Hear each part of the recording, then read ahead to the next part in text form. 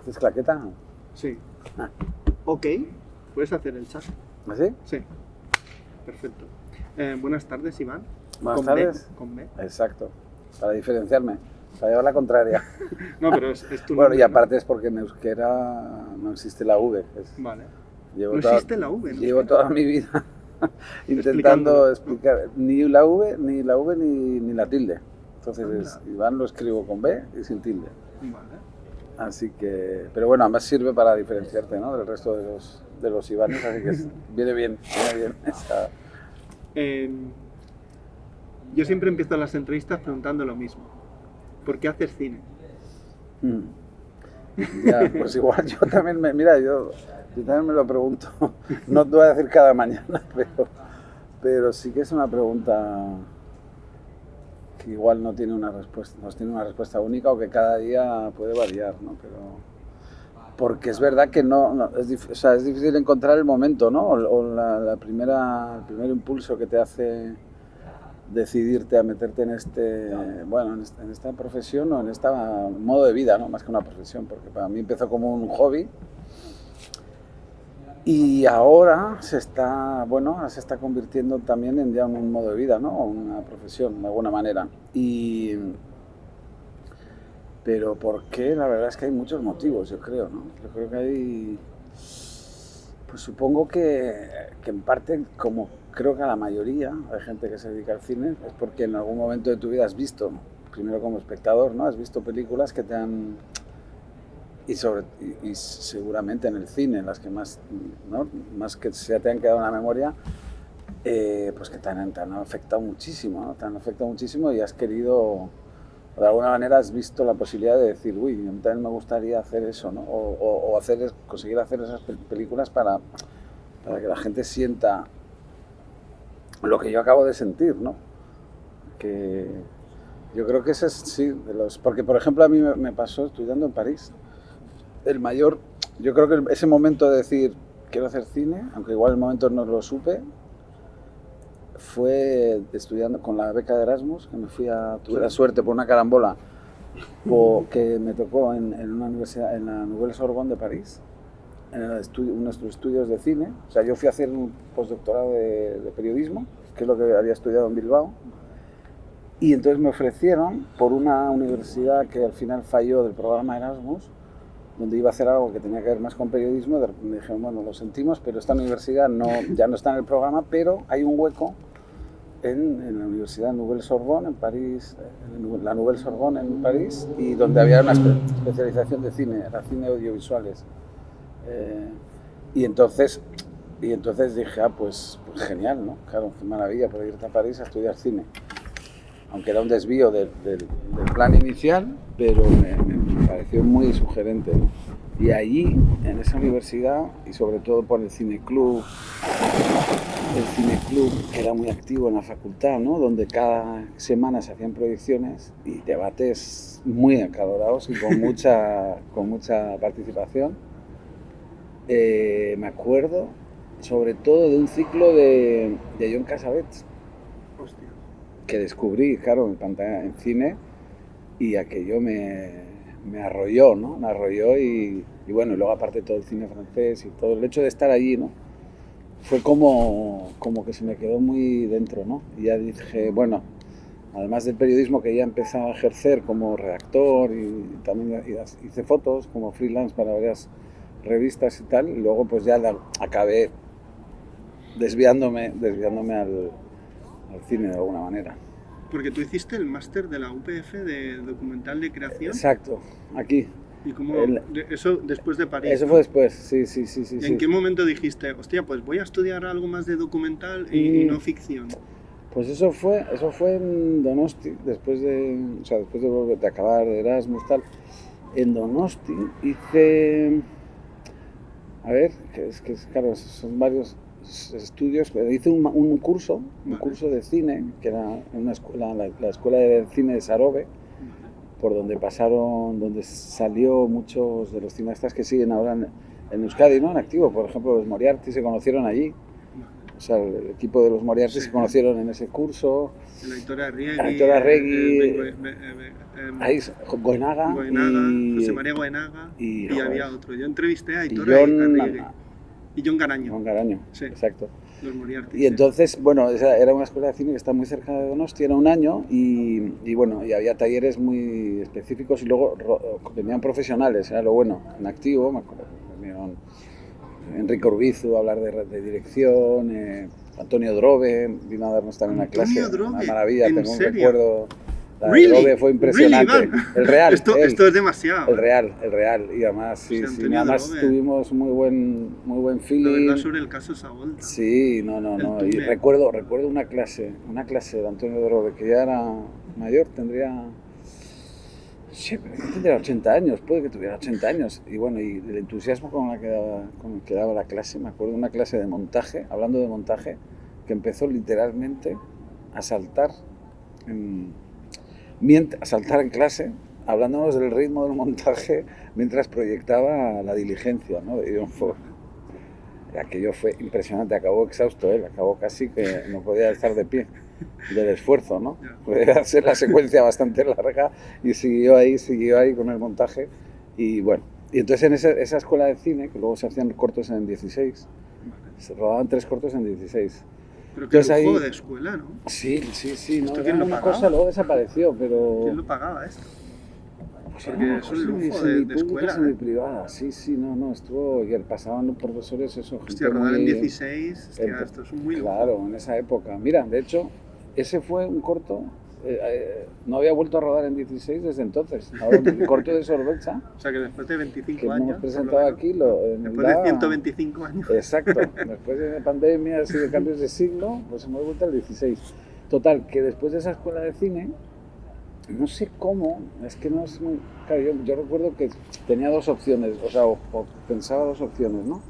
De hacer un máster. También quería volver a irme a una ciudad más grande. Entonces estaba como en Madrid, o sea, quería seguir formándome para meterme en la industria o para ver más posibilidades, que en aquella época en Euskadi todo el mundo se iba a Madrid, ¿no?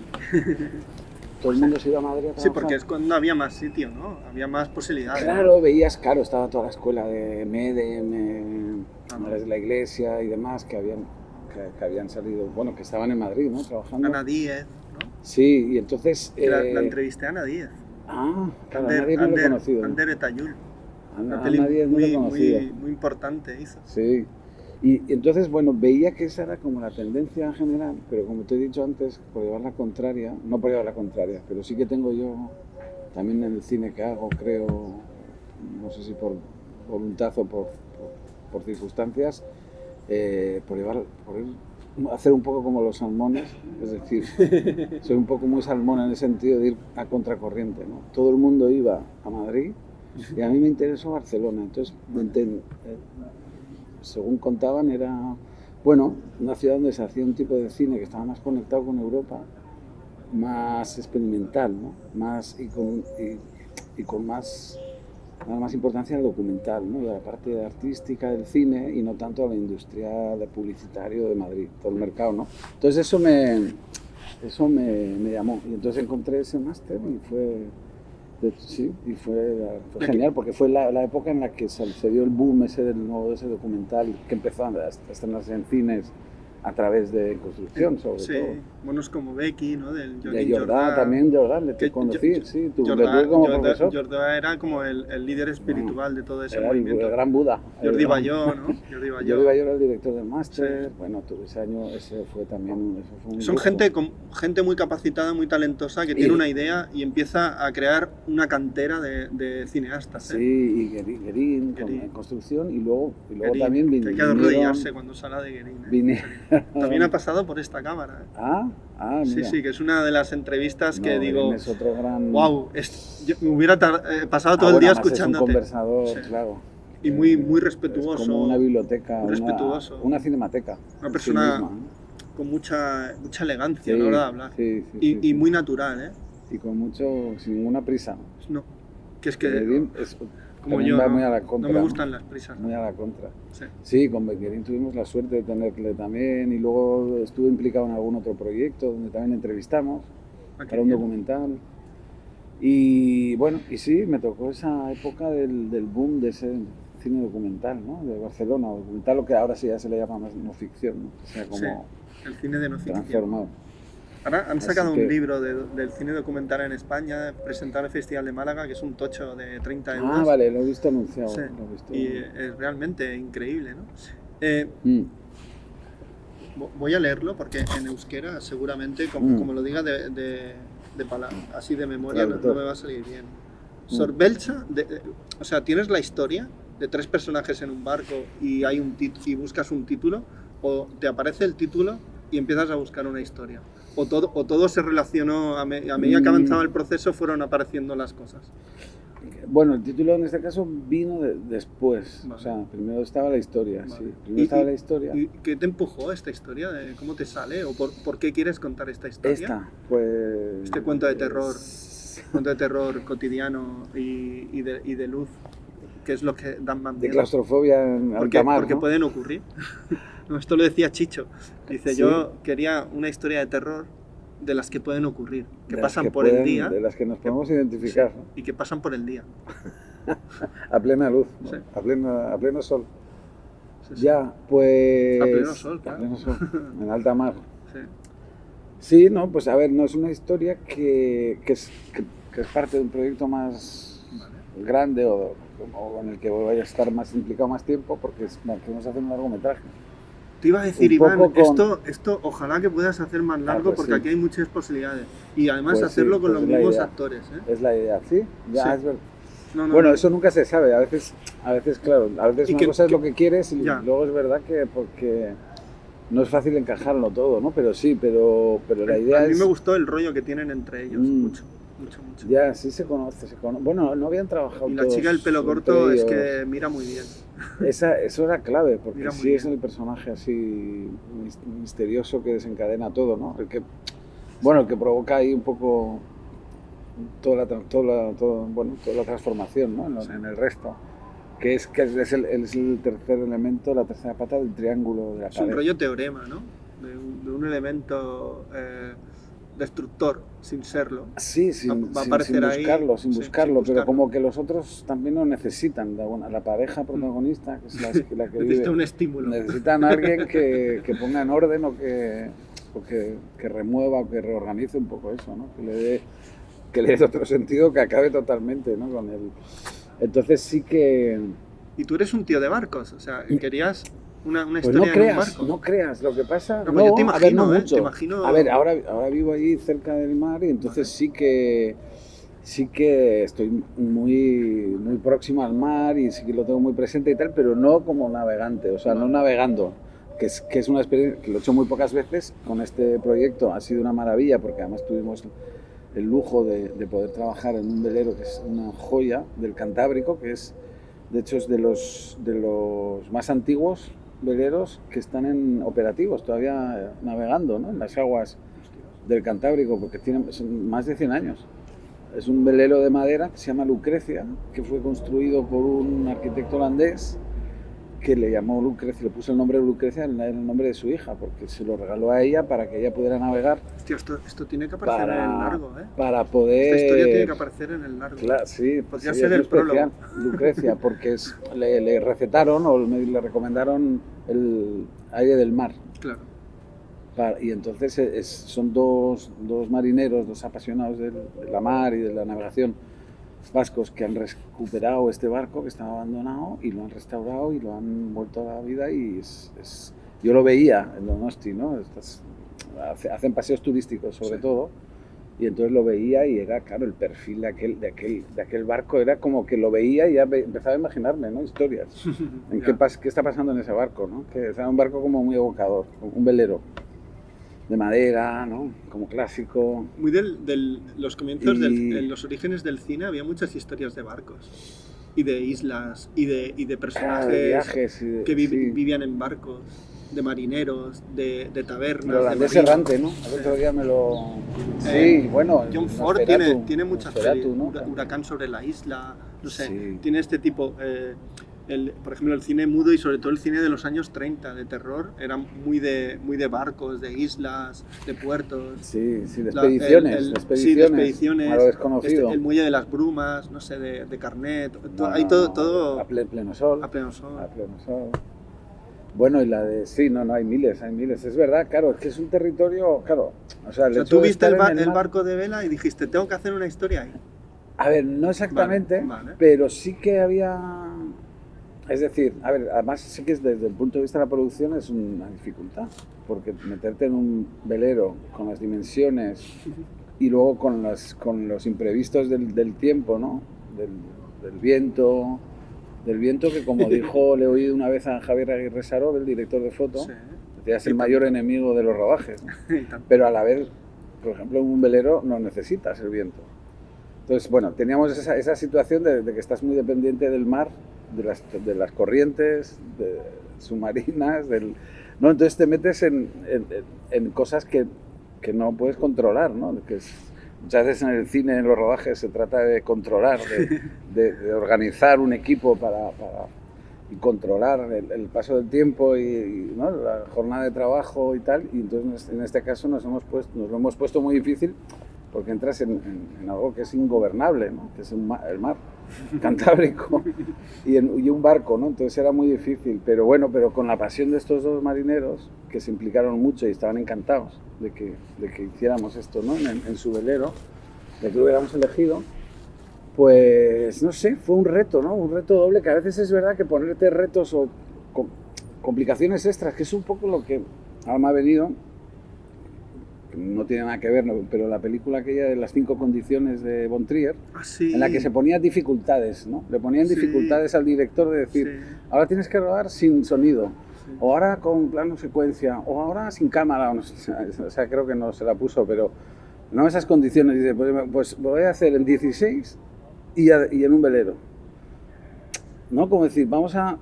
Porque, a ver, la historia lo necesitaba o llegó a concretarse así, ¿no? Dices, bueno, son 2 complicaciones extras, pero pensamos que va a potenciar la historia y que va a crear, ¿no? Una atmósfera que es única, ¿no? Y también en la tensión del equipo, en la aventura que supone, ¿no? El riesgo un poco extra que supone eso, ¿no?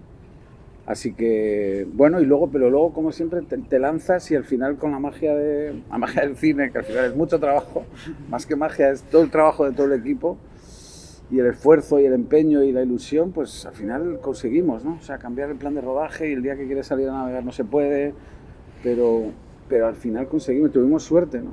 Tuvimos suerte que a veces hay que buscarla o hay que provocarla para decir, porque me acuerdo uno de los marineros cuando salimos a alta mar un día a rodar me decía, Iván, habéis tenido muchísima suerte, ¿no? Porque de días como este hay 3 al año.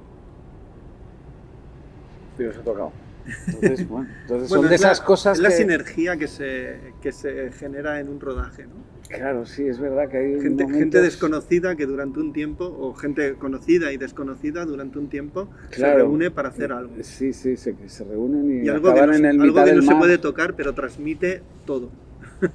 ¿Algo que no se puede tocar? No se puede tocar. Ya, que es intangible, sí que no... Bueno, se podía tocar antes la película, pero si tocar la película no tiene sentido. Es cuando se proyecta, es cuando empieza a transmitir, ¿no? Para el espectador, para el espectador sí, es verdad. Sí. Pero claro... Es una cosa de magia. De hecho, no sé quién decía, dice, el cine es un equipo, es un trabajo muy de equipo. Hay que currar mucho. Y si curran mucho, a veces surge la magia. A veces surge la magia, a veces aparece, ¿no? A veces aparece. Sí, no, es verdad. Y estas situaciones pues te llevan un poco a eso, ¿no? Situaciones en las que no estás acostumbrado a estar y, pues claro, por ejemplo, la gente en el velero, o sea, en el velero te toca un buen día, sales a navegar, claro, es como decir, bueno, tu oficina ese día es un sitio muy agradable, ¿no? Aunque luego tiene sus dificultades, pero dices... Es una maravilla, ¿no? Poder trabajar ahí también, ¿no? Y sí, fue... La verdad que ahí sí me encantó la experiencia, ¿no? Porque es verdad que entras en un territorio desconocido, ¿no? Que es el mar. O sea, y ahí en el mar es como que todo cambia, todas las referencias... Sí. Y entonces para la historia también era muy jugoso, ¿no? Como los personajes también ahí están como en una especie de limbo... Sí. De isla. de Sí, isla en dentro un del universo, sí, ¿no? Sí. Así como una nave espacial. Sí. Dices, De claro, hecho, estás en otro universo. totalmente, Porque todo lo que no sea tierra y, bueno, y no siempre la tierra firme, pero el mar totalmente. Pero mira, no lo había, o no, nadie me había hablado de un cuento de terror o de eso Sí, terrorífico yo lo vi enseguida. que tú viste. De Hombre, hecho, sí que hay, cuando hicisteis la presentación, que Diana Santamaría habló del Cuchillo en el sí, agua, yo digo, claro, es que sí, la de Polanski es una peli de terror. sí, Lo que ahí está pasa, mucha tensión. lo que pasa que es esto que decía Chicho, ¿no? Es un cuento de terror que puede ocurrir en la realidad. Claro, sí. Que da más terror. Claro, porque Porque la siguiente vez que subas a un velero... Es diferente ya. El Historias para no dormir se lo planteaba así. Situaciones cotidianas que pueden ocurrir en la realidad. En una realidad fantasiosa, pero ocurren en una cotidianidad. Sí. Y la película pedía un 16, pero ¿por qué un 16? Y bueno, no pregunto por John de Sosa, porque todos los celuloides los hace él. Sí, últimamente sí. Se está especializando mucho en celuloides. Sí. Es John de Sosa. Es el que me está llamando.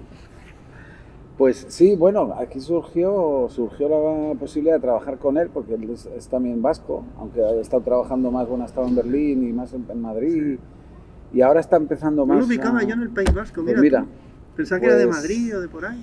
Pues él es vasco, bueno, claro, su familia es muy vasco. Y entonces él ahora está viniendo un poco más, y porque también tiene una productora con una con Leire Pellaniz, que también ha pasado por aquí. Y John también ha pasado por aquí. Es que ha pasado mucha gente. Pues nada, entonces pues por esas cosas, pues él también ahora está como buscando más proyectos allí o con ganas de trabajar más en Euskadi, y nosotros también teníamos las ganas, ¿no? de poder colaborar con él, y sabíamos que trabajaba en cine, acababa de hacer... Karen, ¿no? Acababa de hacer Espíritu Sagrado. Y Karen. Y entonces, claro, él aportó su cámara, y entonces era ideal, ¿no? Porque, bueno, aparte de que la domina y tal, y entonces... Su 16. Exacto. Su Barry. Guión de Sosa 2, ¿no? No sé quién me dijo una vez. Esto es guión de Sosa 2. ¿Guión de Sosa 2? La cámara. Bueno. Que la acompaña. Sí, y la verdad que fue... ¿Y tú habías rodado un cine hacía como 20 o... Bueno, habíamos hecho esos ejercicios en la escuela de cine de 16 milímetros, pero ya está. Bueno, eran cortometrajes, sí, pero nada más. Luego yo sí que he usado algunas cámaras Super 8, tengo alguna, y sí que he rodado en Super 8, pero de una forma muy amateur, o sea, no para hacer un producto, o sea, una película para distribuir en festivales o para venderla, sino como cosas muy personales, ¿no? Hacía así como, no sé, como recuerdos, como postales de esto de viajes, ¿no? Hacía como experimentos, ¿no? Con el rollo, un poco jugando con esa idea de montar en cámara, ¿no?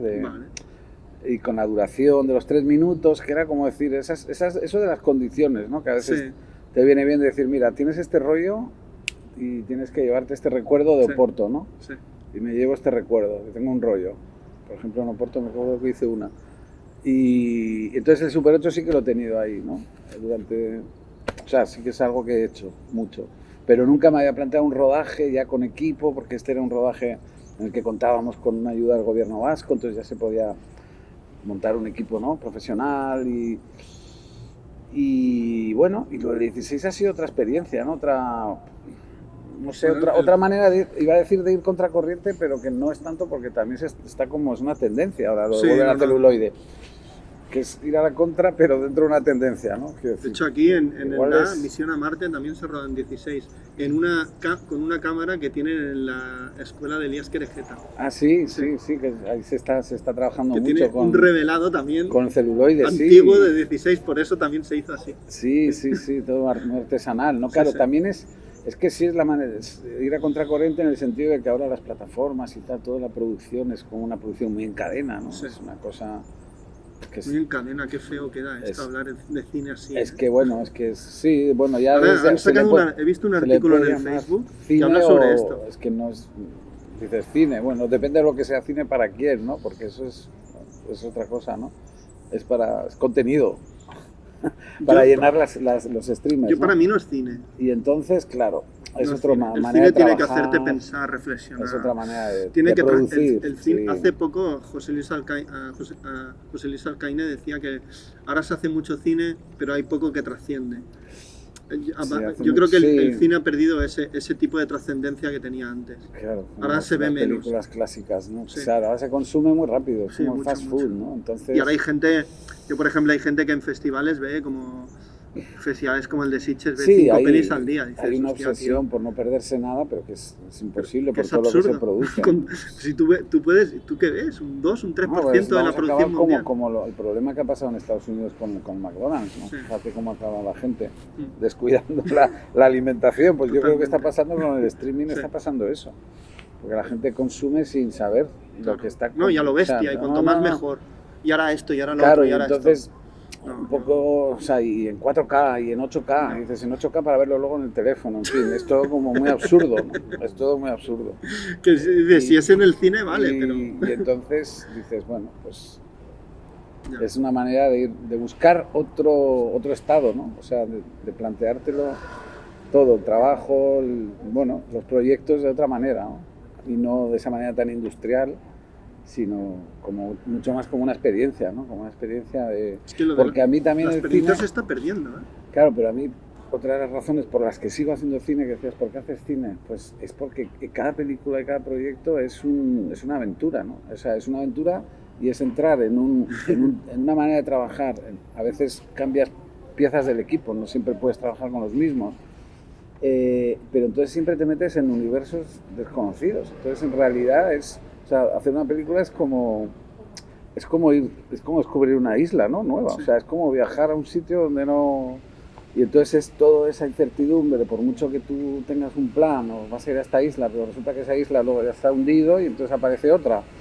O eso salía en un corto el otro día, ¿no? Una isla sumergida que nunca... Sí, la de Elena Girón y pero bueno, que eso, ¿no? Que a mí lo que me interesa mucho y lo que me hace, después del esfuerzo de lo que es hacer una película independiente, de producirla, de financiarla, lo que me hace volver a tener la ilusión y la energía para plantearte otra es el proceso, es la maravilla de o sea, lo que pasa, ¿no? Lo que pasa y todos los imprevistos que hay en un rodaje, en un proceso de montaje, en lo que pasa con la gente del equipo, ¿no? En todo, en cómo va transformándose, ¿no? O sea, eso es lo impagable, que luego es verdad que el espectador no lo ve, el espectador luego vive la película de otra manera. Bueno, yo creo que hay espectadores que sí que lo vemos, ¿no? O bueno, puede haber parte de lo que ha pasado en el rodaje, que evidentemente está, ¿no? En la película, y luego el espectador lo puede recibir de otra manera, pero la experiencia vital esa es como muy importante, ¿no? Es lo que te hace, porque evidentemente yo no estoy en esto por dinero. Ayer lo comentaba, dices, pues eso es una ruina, estaría yo haciendo videojuegos, haciendo el ridículo, o sea, quedando muy mal pensando que voy a hacer dinero con este tipo de cine. Claro. Porque evidentemente no es para nada la intención, ¿no? Pues lo decía ayer una que dio una charla dentro del Festival DA, una productora iraní, que tiene una productora en Alemania, que nos habló un poco de la coproducción, ¿no? Del juego de la coproducción internacional. Lo planteaba así como un juego. Que de hecho explicaba, que era muy curioso, decía que las coproducciones de cine se hacen gracias a los nazis. El titular era ese, luego le explicaba por qué, el plan Marshall que vino después, inversiones de las empresas. Ahí empezó lo que es la coproducción internacional. Los nazis en 12 años cambiaron muchas cosas del mundo, ¿eh? Y solo estuvieron 12 años. Sí, no, y todavía... cambiaron muchas formas de hacer cosas. Pues fíjate, de la stories, coproducción eso. internacional de cine viene de ahí, ¿no? Sí, y sí. Entonces, ¿a qué venía esto? Ahora me he despistado con los nazis. De hecho, fueron los primeros en hacer televisión, ¿eh? O sea, porque eran gente muy avanzada. Sí. Lo que pasa es que todo ese avance lo utilizaron para destruir. Pero sí, no, venía a decir la iraní, que no me acuerdo de su nombre, que era muy interesante su punto de vista, ¿no? Sobre lo que era coproducción internacional, que evidentemente en los productores que nos dedicamos a este tipo de cine, evidentemente decía, espero que no vengáis, que no os dediquéis a esto para hacer dinero, Claro. porque olvidaros porque esto es muy difícil, ¿no? O sea, esto lo haces por amor al arte y por la experiencia. Claro. Decía en inglés, it has to be fun, o sea, tiene que ser divertido, Claro. porque si no, o sea, vas a trabajar como un loco, no tienes vacaciones, no tienes horas libres y no vas a ganar dinero normalmente, ¿no? O sea, Sí. Puedes hacer otra vez el chat. ¿Chaqueta? Sí. Voy a leer el nombre de los actores porque yo el que conoce Joseba Apalaza, que me acuerdo Apaolaza, que me acuerdo de ¿sí? Días Contados, que es del 92-93 la peli. Me acuerdo entonces. Porque yo, Sí, yo es no un he visto, veterano, ya. yo no he visto Aquí no hay quien viva, estas cosas. No, de ahí Yo no me tampoco. acuerdo. Y los otros, Erika Olaizola, Miren Gaztañaga, Gaztañaga. Eren de Lucas, o sea, haces un casting, tú tenías en mente a alguien, no tenías en mente. De hecho, hay planos súper bonitos de la peli cuando están durmiendo los tres y es real, ¿eh? Eso, ¿eh? O es real o está simulado, pero parece que estáis dentro de ese camarote minúsculo ahí filmando. Bueno, hay otro plano que parece más simulado, porque están ellos así como, ¿no? Pero bueno, no sé cómo lo habéis hecho. Desde arriba. Desde arriba, sí. Sí. Sí, un plano así. Sí. Un plano que le gusta mucho en las Almodóvar, en sus pelis. Ah, mira, Sí, no lo había porque en pensado, no lo Kika había empezaba así. identificado. Un tío haciendo cenitales, fotos, con cenital, planos. pero en realidad la chica estaba así, estaban de pie. Vale, pero parecía que estaban parecía tumbados. que estaban tumbados. Y el Almodóvar le gusta mucho ese Ya, film. es que es verdad que son perspectivas, sí. Es tan- un plano Casabets, sí. De colocar la cámara ahí como encima, ¿no? Como si pudiera traspasar la cámara al personaje. Sí, Entonces, sí, ¿por qué sí, eliges como a que sea poder. estos actores y actrices? Pues fueron distintas fases, ¿eh? Pero bueno, a ver, en este caso, claro, como era una película que habíamos planteado en euskera, ¿no? Desde el principio, porque la habíamos escrito con Arkaitz Jano, que es un escritor vasco, en euskera, de los más exitosos, ¿no? Con el que ya he colaborado en otros trabajos, y queríamos, porque es una temática que igual no es la más habitual del cine vasco, digamos, pero queríamos hacerla en euskera, ¿no? O sea, otras películas en euskera sobre cualquier temática. Esta es otra más. Y entonces, claro, eso ya te limita el casting o los actores con los que puedes contar, ¿no? Y entonces ahí había varios con los que me apetecía. Por ejemplo, Miren Gaztañaga siempre me ha parecido una de las mejores actrices vascas, ¿no? Ha hecho mucho teatro también, pero no sé, tiene algo, tiene una fotogenia, tiene una magia, tiene una presencia que a esta historia que es tan atmosférica y tan, ¿no?, de muy poco diálogo y más de sensaciones y de eso, ¿no?, de la comunicación no verbal, casi se puede decir, entre los personajes, de pocas palabras, ¿no? Una película de pocas palabras donde tiene mucha importancia eso, la presencia, ¿no? Que al final es lo que es un actor, mucho.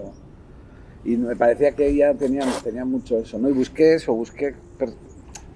en el caso de Joseba no es el caso porque es una cara conocida, pero yo suelo tratar de evitar actores o caras muy conocidas, ¿no? Que ya sean... Eso también va en contra de lo industrial, ¿no? Todo el mundo te dice, si no consigues una actriz famosa no te van a financiar nunca la película. Bueno, vale, pero es que no estoy buscando hacer dinero, yo lo que quiero es hacer una película que transmita o que tenga una atmósfera X, ¿no? Entonces para eso pues buscas ciertos actores, y entonces en este caso me pareció. Luego también fue una apuesta la de Erika Olaizola, que ha trabajado menos en cine, ha hecho más teatro, pero sí me parecía que tenía también, ¿no?, un físico, como una fragilidad. Mira muy bien. Y luego tiene como mucha negrura también, ¿no? Joseba Mucha negritud. Parece digamos. Del Barco de toda la vida. Y Joseba, vaya a sentarse, de moverse, Joseba, de mirar. es verdad, y lo de Joseba además yo creo que para él fue un reto, porque no se siente en la vida real, no se encuentra nada a gusto con el mar, ni curioso, siquiera bañándose con el agua, ¿no? No es su medio ideal. Entonces ahí hizo un gran esfuerzo y sí, y con unas sesiones ahí preparándonos en el velero, es verdad que se hizo un capitán, ¿no? Se hizo muy suyo.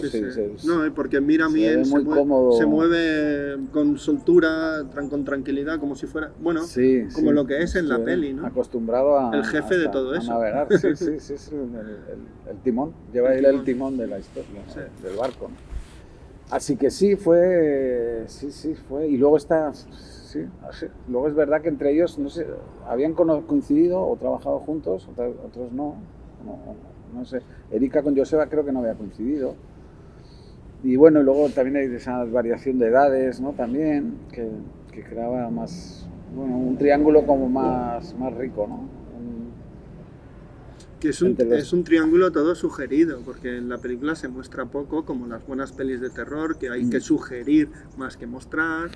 Esto lo dice mucho. Tiene un libro, sacaron un libro del Todd Browning, que para mí es el maestro del cine de terror y del cine de lo diferente. De la extrañeza de lo cotidiano, ¿no? O de la monstruosidad de lo cotidiano. Sí. Y entonces, la belleza de lo monstruoso. Sí. Y entonces él decía eso, ¿no? Que el cine de terror tienes que sugerir más que mostrar. Que es el espectador el que tiene que... Tú tienes que crear la atmósfera claro, y todos los detalles. Y luego es el espectador el que vaya completando eso. No, es verdad que en este caso es muy clara, ¿no? Esa intención de no cerrar la historia, de no darlo todo cerrado y de que la gente pueda intentar, pueda elucubrar sobre lo que ha pasado, ¿no? Y es verdad que de los pases que estamos haciendo es muy divertido escuchar las interpretaciones de la gente, ¿no? Porque todas son válidas, ¿no? Todas son válidas pero es verdad que es un poco un tópico, pero es lo que se suele decir, ¿no? Que es a veces como en la vida real, que tú en la vida real tampoco tienes explicaciones para todo. No. Cuando es verdad que me llama la atención también, hay gente que incluso que se incomoda cuando, por ejemplo, al ver este corto, ¿no? Hay gente, pero bueno, y ahora cuéntame el corto, o ahora, pero ¿qué ha pasado? Pero ¿por qué? Dices, bueno, ¿sabes? Como una ansiedad por hacer el puzzle que dices, bueno, no, o sea, no hace falta, no, tranquilo, no te estoy haciendo un examen de a ver si si has cogido la clave que yo quería para que tú adivinaras que este personaje ha hecho aquello. No estoy haciendo una prueba de a ver quién es más listo, a ver quién lo entiende más rápido. No va por ahí. Hay Me gente gusta eso, a ver quién lo entiende más rápido. Hay gente que se angustia. Totalmente. Y dice, ¿qué? No lo he antes entendido. Sí, antes más joven sí, ahora no. Ahora digo, qué guay es que te encante una peli y que tenga tantas zonas oscuras. Y no saber de cosas. Pero esto me da igual. Esto me seduce más. Porque cuando tú sabes de... Claro, que te deja más hueco también para ti, para ser parte, ¿no? Cuando sabes todo de alguien, empieza a dejar de interesarte. Sí, ahí había una frase, no sé si es de un cuento, que alguien decía, ¿estás seguro que quieres saberlo todo?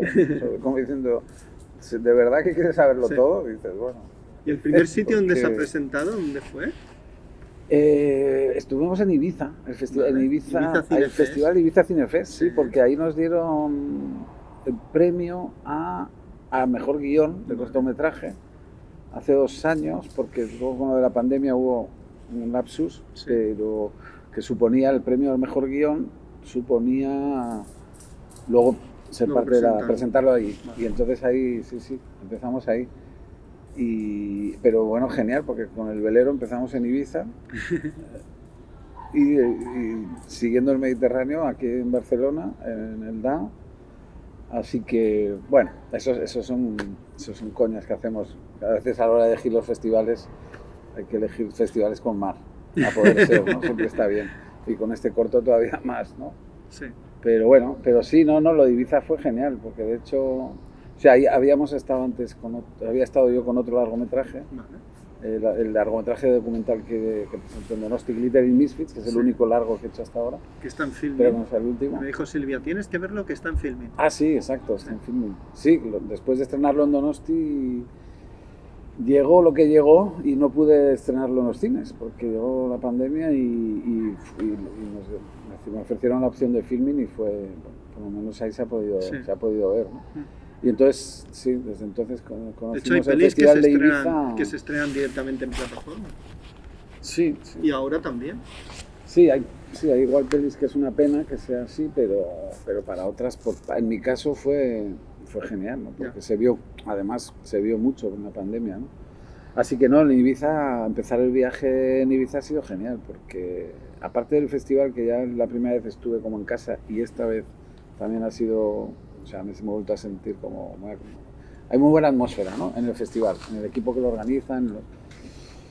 Y bueno, y luego ya veremos. Ahora estamos con la distribución, ¿no? Pero sí que está sorprendiendo mucho. Sí que está... Yo Tienes creo que venderlo como un cuento de terror, que te he dicho. Es que yo lo veo. Hombre, ya hay que quitar hay unos clichés en el cine de terror hay una que lo han pervertido. O sea, le han quitado su valor. Pero tú ves... como si fuera una película de género menor. Bueno, tú ves pelis de terror y el terror antes era muy social. Contaba cosas muy sociales. Claro. O sea, el buen cine de terror. Ahora se ha convertido en un entretenimiento fantasía, burdo y cantidad chabacano para que y sobre todo muy excesivamente popular. Pero tú ves La Noche de los Muertos. Que no da miedo, que da más risa que miedo, ¿no? Y tú ves La Noche de los Muertos Vivientes y es totalmente inverosímil. Y dices, joder, me está contando la segregación racial, el Vietnam, todo lo que me está contando el tipo ¿sabes? O sea, que la idea es hacer un largo, ¿no? Sí. Hostia, qué guay. Me gustaría verlo, La idea es hacer un largo. Me gustaría verlo. Porque es un proyecto. Es curioso que en el festival hay una peli que se llama Human Flowers of Flesh, de un viaje también, de 5 o 6 personajes en un barco. Mira, es curioso. Se estrena esta semana. ¿Se estrena en cines? Sí, hoy se ha estrenado en cines. Mira, pues esa no la conozco. Sí. O sea que si puedes pillarlo, creo que en el Círculo de Bellas Artes la ponen. Vale. Y en Cineteca, no sé. Sí. ¿De dónde es? ¿De qué país? Es Elena Whitman. Yo la entrevisté porque estaba en el DA y la entrevisté porque hablaba un castellano perfecto. Vale. Sí. Pues también de gente que va en un barco, en un viaje. Se encuentra con unos ahí te va a decir, con unos legionarios. Es un rey así, Claire Denis y tal. Sí. Pues ahora te doy toda la suerte del mundo porque yo quiero ver ese largometraje, ojalá que todo vaya bien. Ahora para terminar, porque a mí no me gusta hablar de los proyectos, para terminar quiero que me recomiendes una peli que te haya encantado y que debería ver. Y que no hayas visto hace mucho o hace poco. Una peli... Vale. Bueno... ¿Algún colega? La he visto en cine, sí. Hombre, no es un colega, pero sí que es, una de las últimas experiencias así que me dejó bastante afectado en la sala de cine, que incluso me acuerdo que fue una proyección muy curiosa en el Festival de Biarritz, Festival Latino de Biarritz. Sí, Biarritz, América Latina. Exacto, y entonces fue la clausura, el último festival creo, donde ponían Memoria de Apichapong. Sí. La colombiana.